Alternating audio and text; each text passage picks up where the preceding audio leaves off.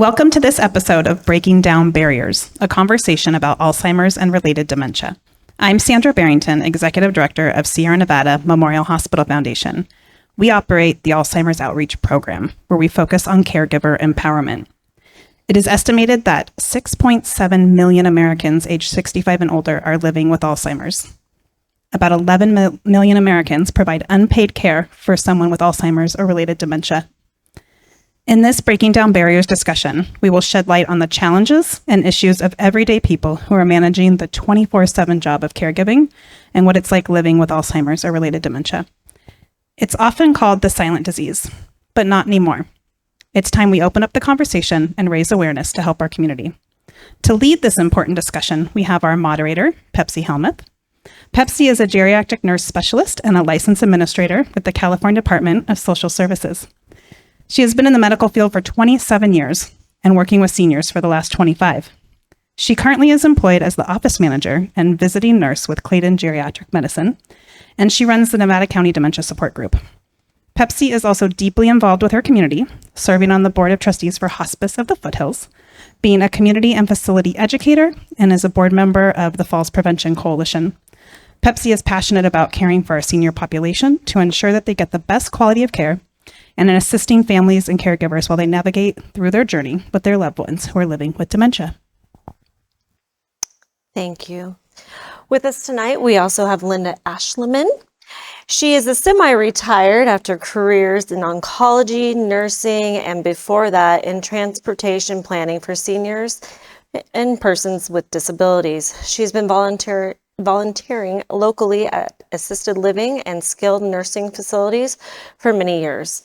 When her late mother was diagnosed with Alzheimer's disease, she benefited greatly from participating in the Alzheimer's Outreach Program workshops. So now she has a chance to help spread the word and implement these educational programs.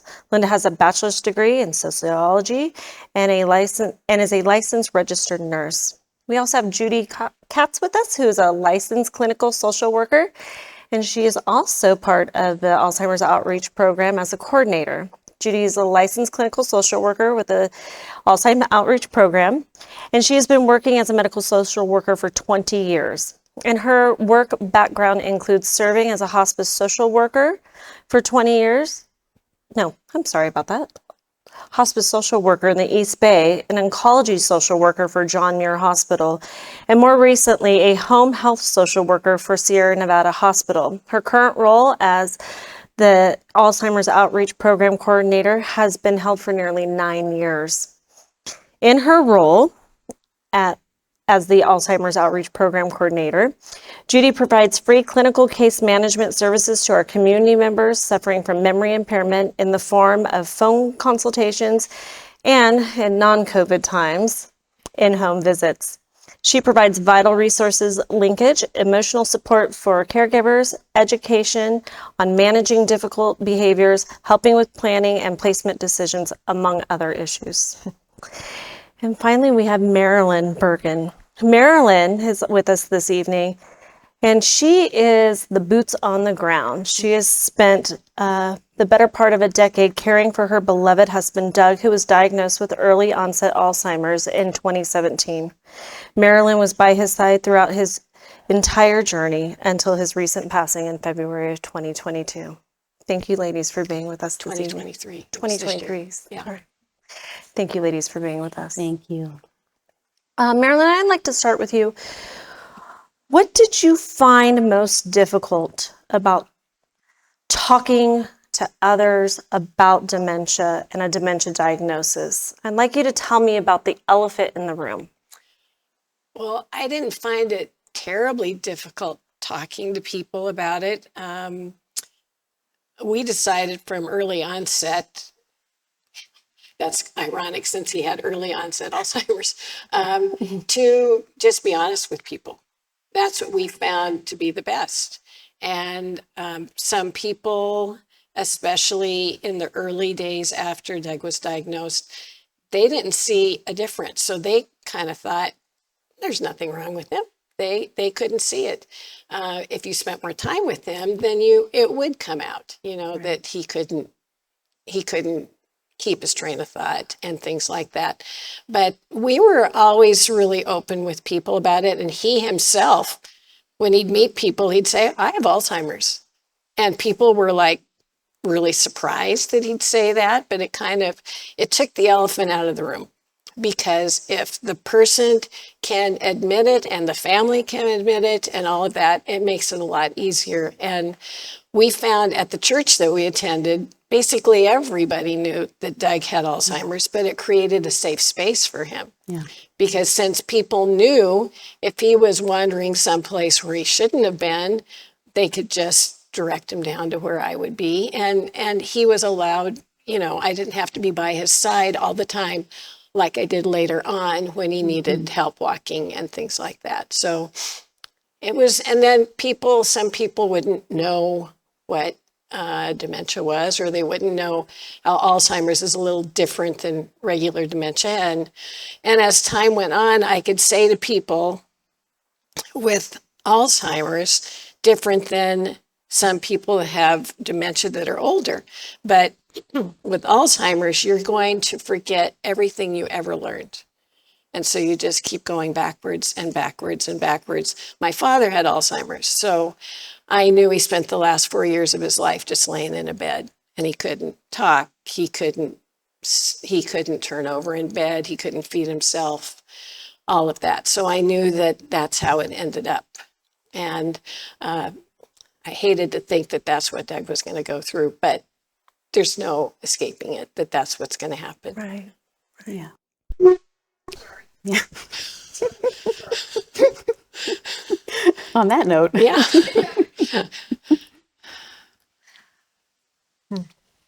Linda, could you give us an overview of dementia? Sure. Marliyn, you're talking about Alzheimer's as it's one type. So the Latin translation of dementia is mind away. So in general, it's a condition. It's not a diagnosis, really. It's a condition characterized by could be personality changes, memory loss, impaired judgment, those kinds of things. The best way I feel to look at it is like an umbrella. And then underneath that umbrella, you've got the specific types: Alzheimer's, Lewy body dementia, vascular disease, frontotemporal. There's a lot of different types. Alzheimer's happens to be the most common. And those are the types of dementias that are not reversible. They're just going in one direction, exactly as you described. Sometimes people have changes in their thinking that are caused by things that are reversible, are correctable, like a vitamin deficiency or a thyroid disorder. So it's really important to get that kind of stuff checked out. Getting a correct diagnosis seems something that's quite important to do during this journey. Yeah. Okay. Yeah. Judy, what are some of the warning signs of possible dementia? It's a really good question, Pepsi. I first want to thank Marliyn for being here because she's my hero, and it takes a lot of courage to get up here and talk about something that is incredibly important. And I don't mean to make you cry, but I just want to acknowledge your presence here with us today. And it's been my privilege to know Marliyn for a while. She attended our support group, so thanks for being here. So this is probably like the biggest question that people have and the biggest worry. It's like this really terrifying disease that is becoming so much more prevalent as we all age. And most people that I come across, and a lot of caregivers that haven't developed dementia, if they're caring for somebody with dementia, they start to kind of worry that somehow they're going to get it. And I think as a professional, think somehow that I'm going to get it because I'm around it all the time. But so that worry, I just want to say, is normal. And I think that there's a lot of people that are out there that are skirting along that edge where there are warning signs that we think maybe there is a reason to go further to get some sort of further testing or seeking a diagnosis. But really, you want to look for things, at least with Alzheimer's type dementia. The short-term memory is probably always the first and the worst symptom that you can possibly have. And it's not just, it becomes more noticeable to family. So a lot of times you just have to kind of look around, and the family are the ones that are starting to kind of see a little bit more of that repetitiveness. Forgetting appointments, I think, is probably one of the biggest ones. And then that repetition, like thinking like they just told me this and why are they saying it again? And it really is starting to become noticeable and impactful and interfere with your life. But it's not just memory. So a lot of times people think that oftentimes is the big heavy hitter in terms of a symptom, but like challenges in planning or solving problems. I think another huge red flag that I see in my work is bill paying.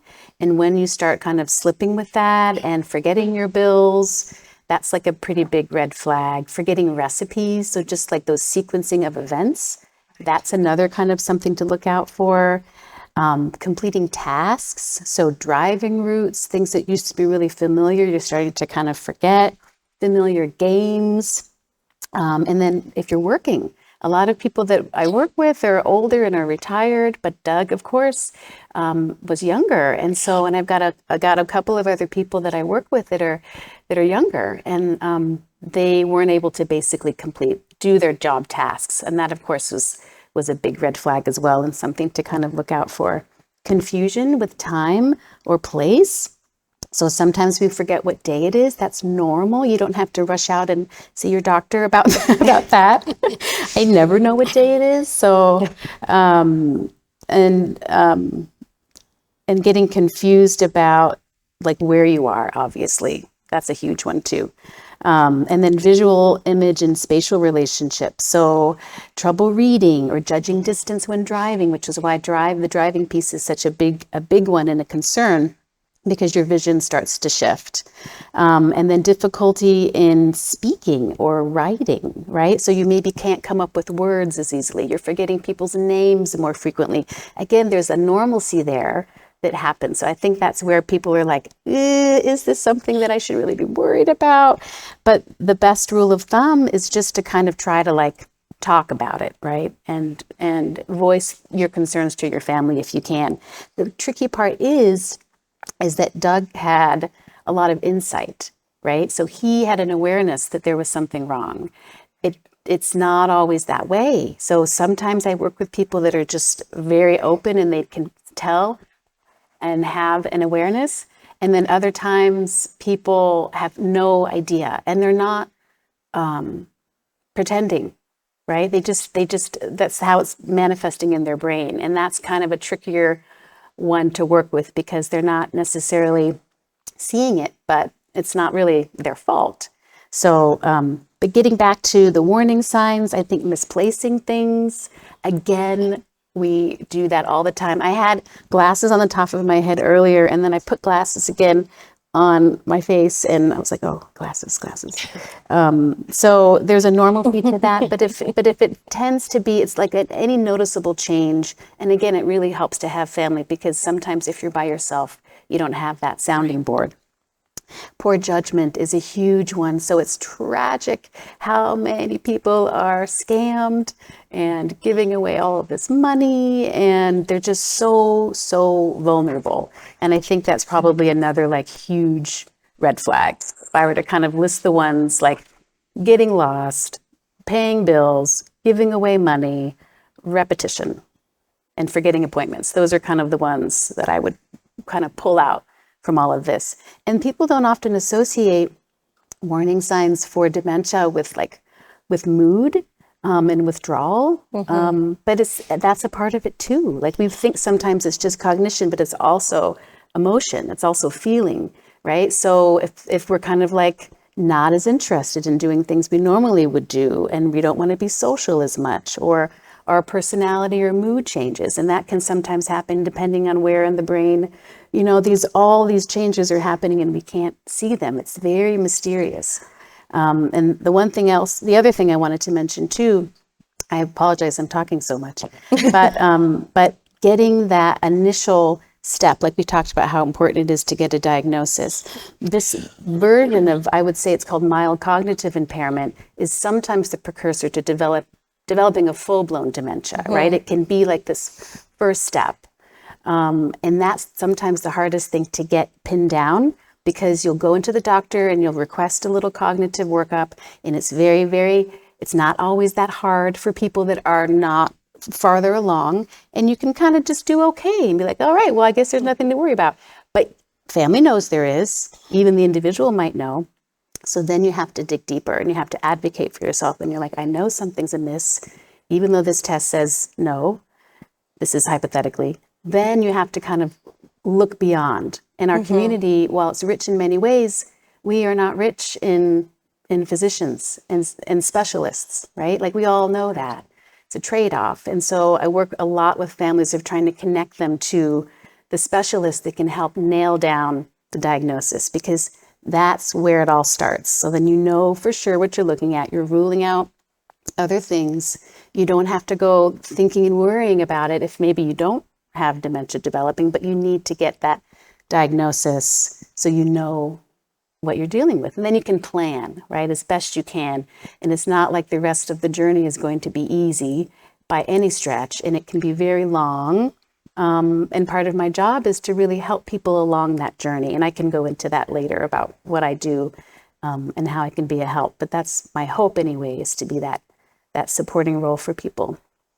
I heard you, we were talking about these early warning signs, and I heard something you say, which I find quite often with the clients that I work with, is this withdrawal, this not being part. And there is this self-awareness that we know that something's wrong and we just don't quite know what it is. Exactly. And so we take a step back and we're not participating like we used to.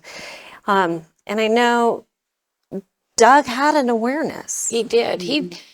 It started 10 years before he passed away. He was having a job change, and he'd had a job change about 3 years before that. And he was in finance and banking, and so he got downsized. And so he got a new job, and then that one was going to transfer us to a different part of California, and he just wasn't looking forward to that, so we decided not to do it. And he went into interview for another job, and they asked him what the name of his supervisor was, and he couldn't remember what it was. And he would come home sometimes and he'd say, I think I'm losing my mind. I think I've got Alzheimer's. And I say, don't say that. And my dad had Alzheimer's. It's a self-fulfilling prophecy if you do that. And he never had a great memory, ever. He never did. It was a joke. We used to joke about that he felt so young because he'd forgotten 2/3 of his life. And so he was having trouble when he got another job then. He had to learn everything new. And he'd come home and he'd go, I can't learn this stuff. I just can't figure it out. And then I'd get phone calls that says, I pushed a button on my computer. I have no idea. I lost everything I did. I've lost everything I did today. Nice. And so he'd gone into the doctor and they just said he's got stress-related PTSD from these job changes, because those are big things. And we watched and we said, nah, there's something else going on here besides that. And so when he did have to quit, and that was a full 2 years before he was diagnosed. 2 years. 2 years, yeah, 2 years before. He couldn't keep his job. He had to quit. And so we thought, well, when he's not working, he's going to be better. But he didn't get better.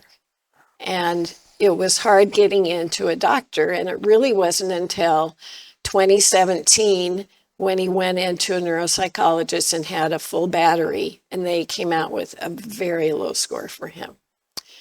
And armed with that, we went back to a neurologist that we'd seen. And then he immediately said, he has early onset Alzheimer's. We're going to take your driver's license. And I said, so what other appointments should we have? And they go, we can't do anything for you, so bye. And that was it. It was awful. Yikes. It was really awful. in regards to that, I know that for the majority of my career, I have worked with seniors living with cognitive impairment. And I know that caregiving can be very, very trying on someone. As his caregiver, and you're providing the care for Doug, what was most difficult when it came to finding resources for help? Can you tell me about that? Well, for the first couple of years, since we really had no other resources because the doctor said there's nothing we can do for you, and our family doctor would listen and I could still talk to him, and so it was like he was okay. And so we decided we were going to do whatever we could for as long as we could. So we had just downsized our house and we went on a bunch of trips, and it kept him totally stimulated because we went to Europe 3 times. We took family members along. We took friends along. We went to Hawaii. We went to Florida, to Arizona, to Utah, to Palm Springs. And he was in a constant state of stimulation because it was so cool. And it was hard. I mean, I would lose him in places. Airports were a nightmare. Anytime he'd go into the bathroom, and I'm standing at the door, sometimes sending people in and saying, "There's a man named Doug, and he's in there, and he hasn't come out for quite a while. Could you find him?" Especially when the airports have multiple exits from the bathrooms. And he would do crazy things. Like one of the funniest ones that we can remember is we were in Kauai, and he loved to get the samples in Costco. And so we were in there, he picked up a sample and he liked it. And so I said, "Well, you could go back and get another one." So he just walked over and he just picked up the tray and walked out. And the lady's face was like, "Sir, you can't do that," And so he had been diagnosed at that time. But I mean, he would do strange things. But even on Viking cruises, he told the people, "I have Alzheimer's." Mm-hmm. And so we just tried to keep up. And then as he lost ground after a couple of years of doing that, then I knew that we couldn't do that anymore. And that's when we were home. And that's when we needed to be at home. And COVID hit. But thank goodness you did all of those trips. Oh, yeah. Finding joy in the journey. Yes, we did. Because finding joy in those moments and making them memorable. I learned from somebody that had a brain tumor. I watched them, and they lived while they were dying. Yeah. And that's what we wanted to do. Yeah. That's beautiful. And it makes me so sad to hear because, we heard this story when I first met Marliyn when she came to the support group of just that feeling of being left with this wandering in the desert bombshell and not having that follow-up. And so I hear that a lot from people. I sometimes hear neurologists and specialists that can kind of like usher in and continue that ongoing care and the checkups, which I fully and wholeheartedly think needs to happen. Yeah. And then somewhere along the way, Marliyn, you found the Alzheimer's Outreach Program. Yeah, and that's what made the big difference for me. I took with Linda a couple of her classes, and I started hearing other people's stories. And so that made such a difference in hearing what was happening to other people and being able to get educated. I even did an online course from, it's a place in Australia. I did this whole thing on dementia, and it's in Tasmania. So when I first read about it, I thought, this is a scam, this is a scam. But it was educating myself since there was nobody educating me. Mm-hmm. I needed to go and find out as much as I could so I could be proactive, because that was important, to be proactive. Although I can say that at the very beginning, when he was really going downhill, I didn't want to focus on the end, because I thought, we're going to learn plenty about that when we get there. I don't want to be anticipating that too much. Right. But I identified probably 6 or 7 months before we got a caregiver who I wanted that to be. Mm-hmm.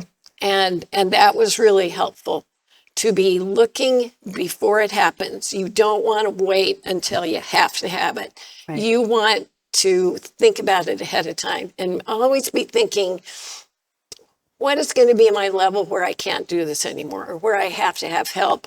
And it's very important to get help when you need it. If you wait too long, you're going to get burned out. And you said in one of, Linda, in one of your classes about the number of caregivers that pass away before the person they're taking care of.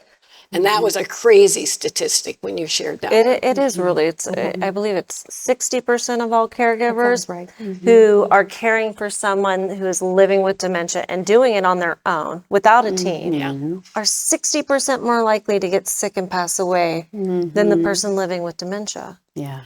And that is a scary, scary statistic. Linda, tell me about the importance of building a team. I know we talk about it a lot in our support groups, and what we, Judy, you and I have talked about it at the Falls Prevention Coalition about the importance of having a team. Why is that important for caretakers? Because they can't do it all by themselves.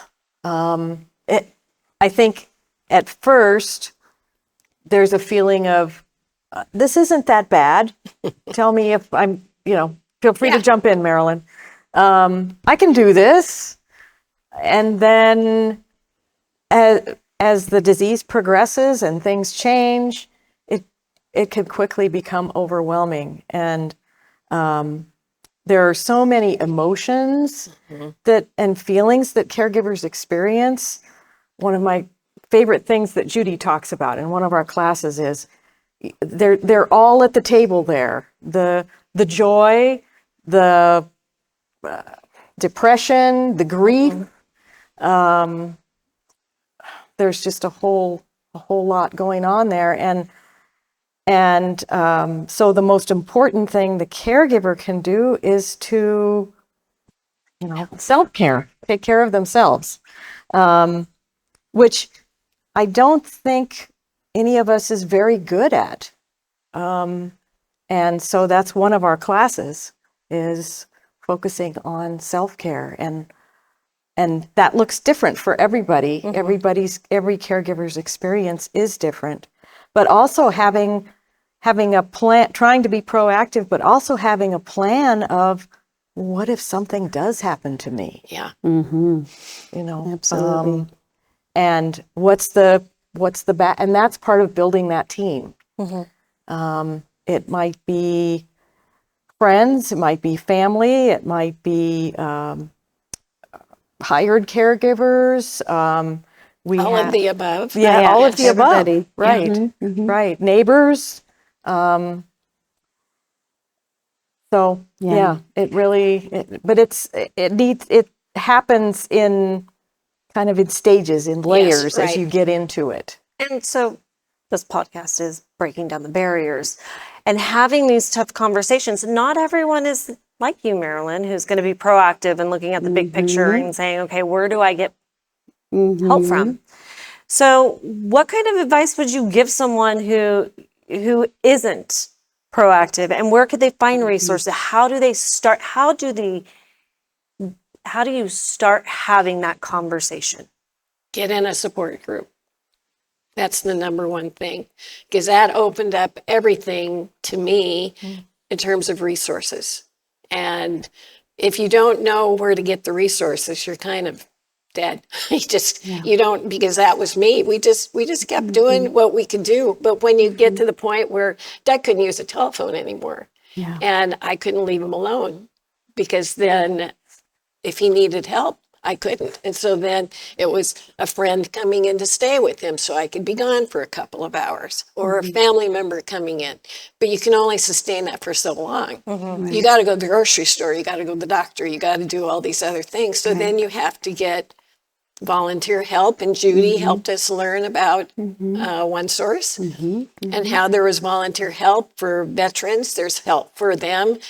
We were fortunate to have a long-term care insurance policy. And so I finally contacted them. And then we had help for a couple of years before he ended up going into a nursing home. Yeah. But to your question, Pepsi, I think it's really challenging for people that don't have that skill set that Marliyn does to kind of really know how to like get out there and flesh it all out. So that I think is one of the biggest challenges. And I think that there are so many caregivers that obviously I haven't met all of them in this county, but there's so many that are just like suffering silently. Yes. Because either they don't know where to turn, they don't know maybe if they should or if it's warranted, or they haven't been taught. In our lives, I think in our culture, there's this pull yourself up by your bootstraps mumbo jumbo. Yes. And it's mumbo jumbo because we are stronger together. Teamwork makes the dream work, you guys. My husband taught me that. He works with kids. And so it's completely true. And so for people that don't have that mindset, it takes like a humility, I think, to know and feel confident enough to kind of reach out and say, I need help. Yep. Is really, really hard for people to do. There's that kind of sense of self-reliance, or you're kind of like, I don't want to bother anybody. You just kind of go like this.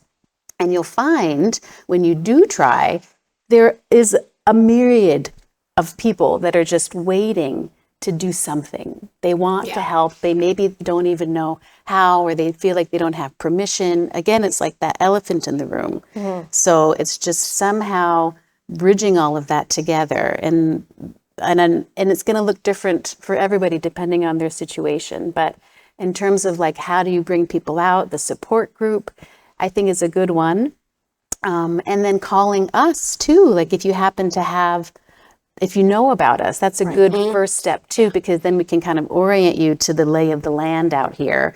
And it's not like we have magic wands, although everybody thinks social workers do, but I really don't.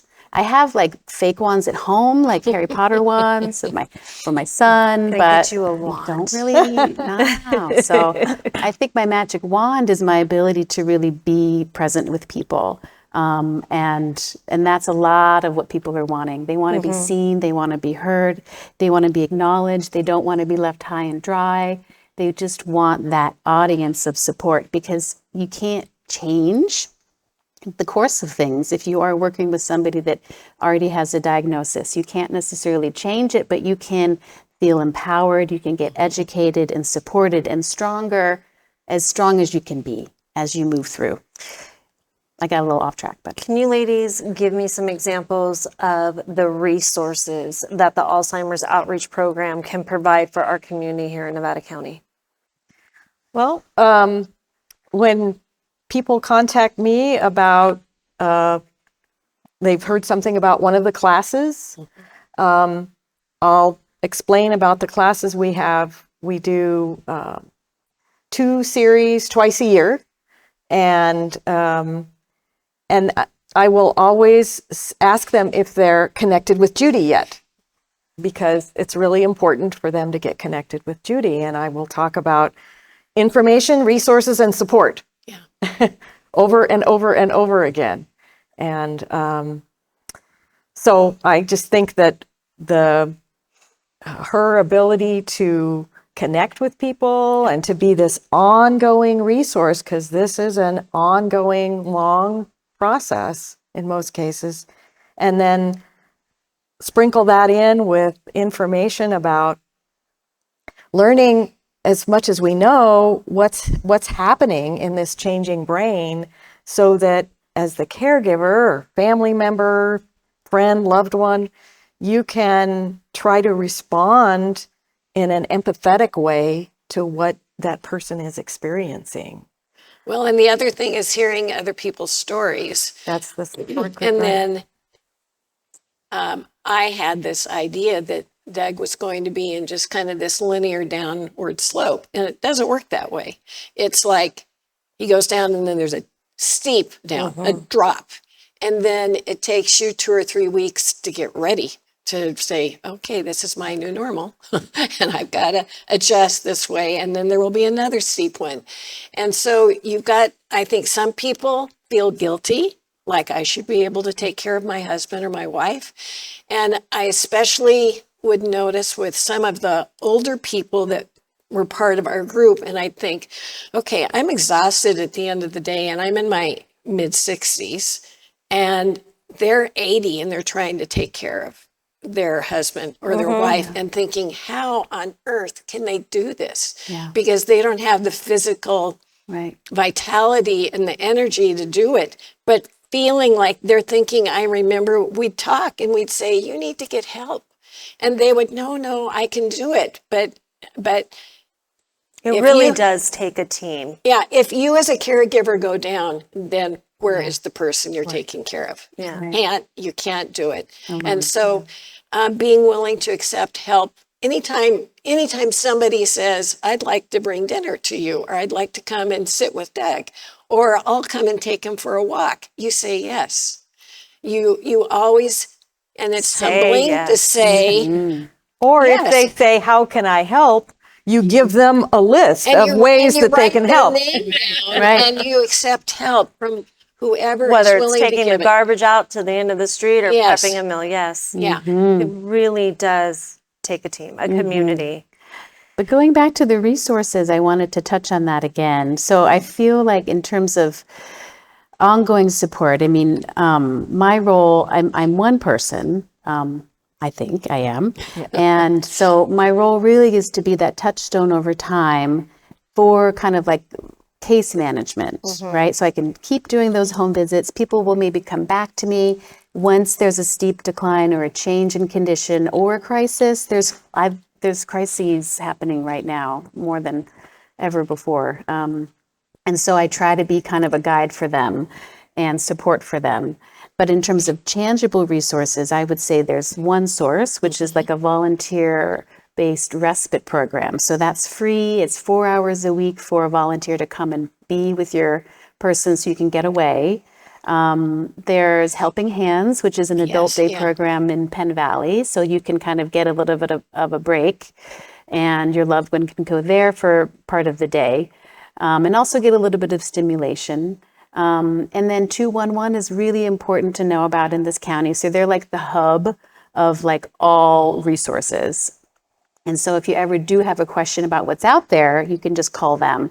And they have very experienced, kind operators, and they're 24/7, and they're just fantastic. And then we also have respite funds available for families who are needing a break, right? So sometimes you don't have the funds to bring caregivers in. It can be pretty expensive. So we try to offer a little bit of help for families to kind of allow them to get away. And then there's agency. So for me, it's really kind of like doing a screen when I do my visit to see what are the needs. Is there long-term care insurance? Were they veterans? Would they qualify for this or that? Do they qualify for Medi-Cal? So it's all of these different kind of like trying to pull in as much help as you can for those people to help them figure out what they might be eligible for. And then, of course, Meals on Wheels as well. If you can't, if you're struggling with making meals, you can call them up and potentially help. And then there's transportation as well for people that can't make it to the bus stop. So all of these different things that not everybody needs, and the needs will change over time. But at least my hope is that people know that they can call us. And even if they don't need a lot, they can at least just call and ask questions. And as things evolve, because they will, you'll know that you can come back, right? I'm always by the phone. That's not true. I'm not. I shouldn't be. I need to be with my kids also. But not one of those things did I know until I joined the support group. Not one of those things. And I didn't discover that until the last 3 years of Doug's journey. And that was why, for people that can get in on that earlier, it's so much better, because these ladies are a wealth of information. And then you do feel supported, and you think there is somebody out there that can listen to me, knows what I'm talking about, and support me. And it made all the difference in the world to me. And there's also the big organizations like the Alzheimer's Association. They have a lot of really great education that's online. It's free. They also have a 24/7 helpline that's staffed by master's level clinicians. And so And what's maybe that phone number, Linda? 800-272-3900. Again, that number is 800-272-3900. So something happens in the middle of the night and you don't know what to do, or you just need to talk to somebody. Yeah. And then there's a statewide organization here in California of caregiver resource centers. And the organization that covers the 13 counties, including Nevada County, is the Del Oro Caregiver Resource Center. And they actually have funds to provide grants to people for respite care too. So we try to throw all this out there, and in our classes about community resources, we say, here it all is. At some point, you're going to think, wait a minute, what was that they talked about? So you don't have to remember, you just call. Yeah. Well, we are coming to the end of our time, and I want to thank all of you for being with us today. And Marliyn, thank you so much for sharing your personal journey with us. And one last thing I want to say, we need to continue to be curious about this because it's not going away. Well put. No, Yeah. it's not. So thank you, ladies. Thank Thank you. you. Thank you, Pepsi. Thank you. Thank you so much for having this episode of Breaking Down Barriers, Conversations about Dementia. Thank you, Pepsi and Linda and Judy and Maryland. And thank you all for joining us.